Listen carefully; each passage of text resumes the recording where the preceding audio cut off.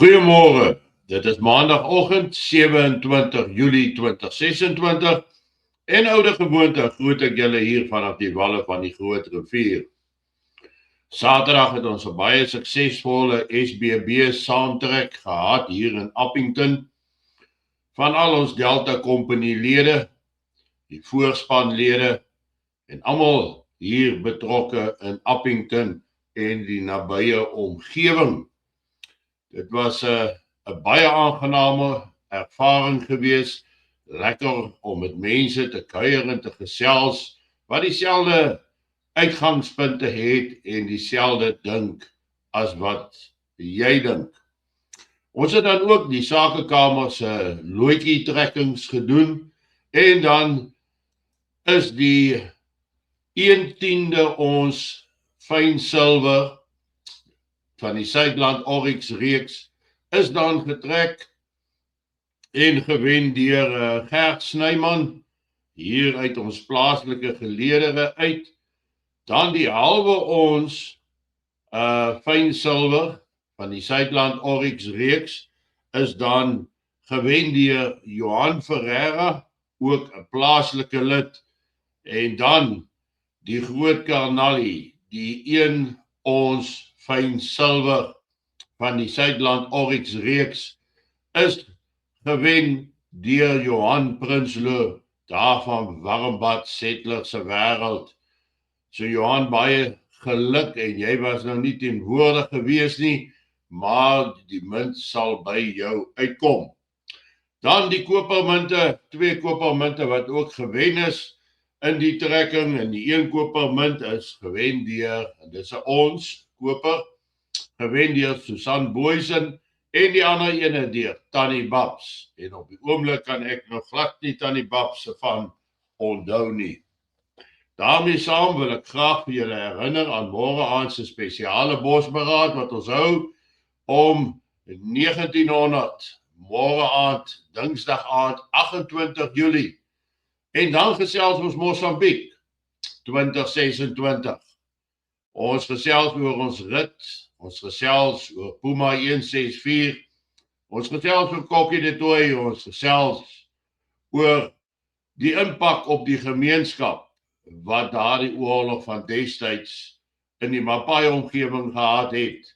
Ek trek dan ook 9 lede in wat saam getoer het om saam te gesels oor hierdie toer van ons, en ons kyk 'n bietjie na lesse geleer. Ons kyk na kommunikasie, ons kyk na uitdagings en oplossings.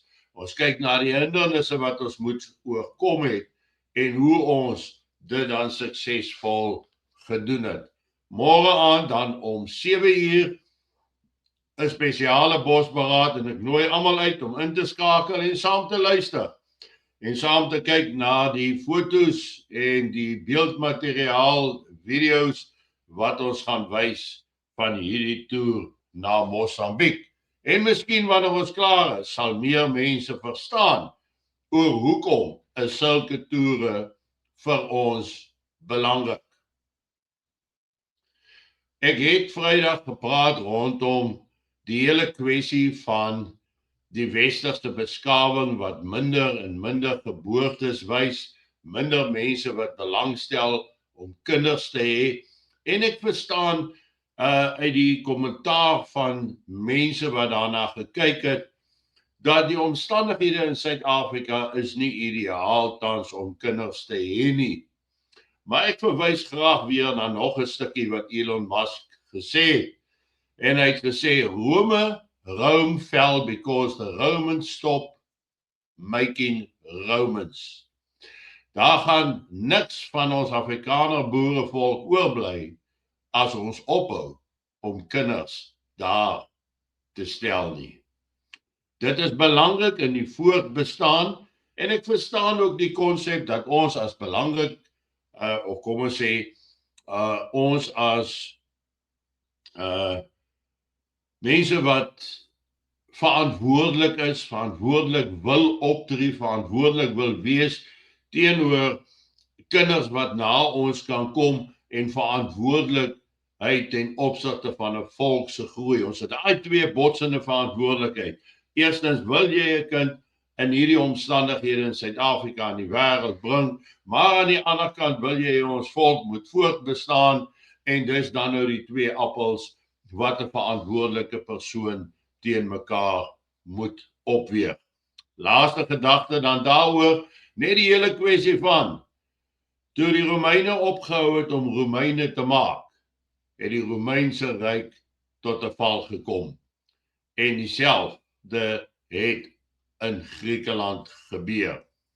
Maar dan kyk ons ook vanoggend na 'n situasie in Suid-Afrika. Suid-Afrika se regering wat net eenvoudig nie kan ontslaa raak van hulle verlede nie, wat net eenvoudig voortploeter in 'n rigting wat rampspoedig vir almal in Suid-Afrika kan wees.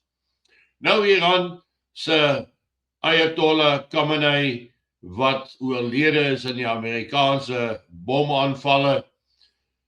Suid-Afrika het natuurlik nou ook hier 'n herdenkingsdiens vir die Ayatollah in Johannesburg gehou. Die Ayatollah Khamenei Memorial in South Africa broadcasted while chanting death to Israel, death to America, death to England and death to France. En die opmerking van die persoon wat dit geplaas het is South Africa is lost. Ek het die video self ook gekyk en dis amper ondenkbaar om dit in te sien dat sulke goed te midde van die spanning wat heers tussen Amerika en Suid-Afrika, dat daar nog sulke gepubliseerde, uitgesaaide events voorkom, soos ons vir die wêreld wil sê, maar luister, do your damnedest. Doen wat julle wil doen, maar ons bly op ons koers. Ons sal nie by die Trump-administrasie se voorskrifte bly nie. Ons sal nie onsself oplyn met die Amerikaanse buitelandse beleid nie. Ons sal nie wegdoen met BEE nie. Ons gaan nie plaasmoorde as 'n prioriteitsmisdaad verklaar nie. Ons gaan voort met ons plan en koers van 'n volle kommunistiese oorgawe uiteindelik van Suid-Afrika. Ons sien geen afwyking van die plan nie en ek dink die ANC reken dat hulle volgehoue steun onder die massas gaan behou deur hierdie kontroversiële dinge toe te laat en te doen en dit uit te saai vir die wêreld en die mense om dit te sien. En dan nog te sê, death to America, death to Israel, death to England, death to France. Sekere sin is dit ook death to South Africa. Want een of ander tyd gaan die verantwoording gedoen moet word vir hierdie uitlatings en 'n hele volk, 'n hele Suid-Afrika gaan ly onder die swak beslissings wat hierdie regering maak. En dan gaan ons 'n punt bereik waar mooi praatjies nie meer gaan help nie.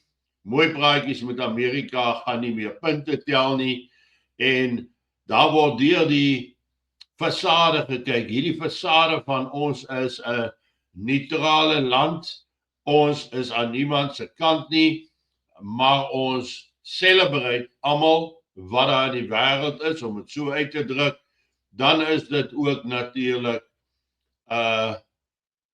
wonder mense hoekom word daar nie veel gesê rondom the 4th of July nie, die 4de Julie feesvieringe in Amerika. Hoekom sien jy nie dan van die ander kant af die feesvieringe op ons media nie?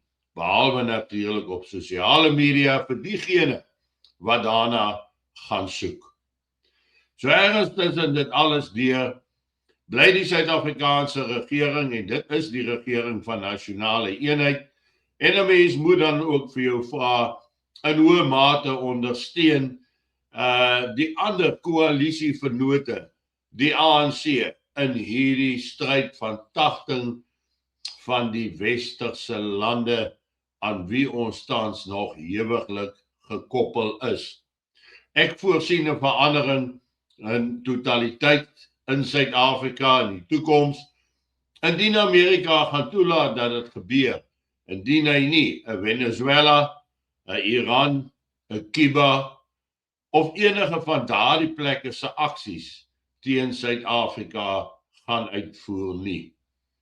Ons kan verstaan dat Amerika 'n pro-westerse regering hier aan die suidpunt van Afrika wil hê, om sodoende in 'n mate beheer oor die Kaapse seeroute te bekom en in die proses te behou.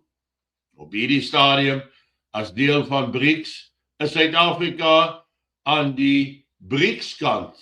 Rusland, China, ja, Iran ook, wat eintlik vir daardie BRICS-lande beheer oor die Kaapse seeroute gee. En ons sien dat Trump niks miskyk wanneer dit by hierdie beheer van die wêreld se seeroutes kom nie. Ons sien nou die straat van Hormuz wat steeds toe is, die Al-Del-Mandab kanaal daar by die Rooi See wat ook toegemaak is, heiliglik vir Saudi-Arabiese skepe. Kan ons verwag dat net so belangrik as wat daardie deurgangsstrate in die oë van die strategie van Amerika is, so belangrik is die Kaapse seeroute ook. En net tyd sal ons leer wat daar gaan uitspeel. Intussen, geniet vanoggend jou kondensmelk koffie en ek is môreoggend weer terug by julle. Mooi loop, lekker dag en 'n aangename week aan elkeen.